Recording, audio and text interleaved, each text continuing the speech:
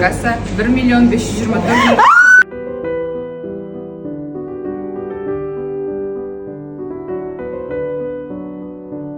Қазір ғана менің күнім аяқталды.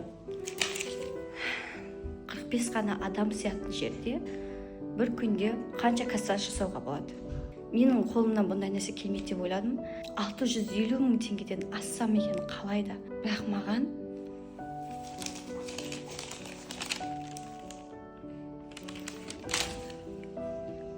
өзім таңғалып тұрмын цифраларды көріп.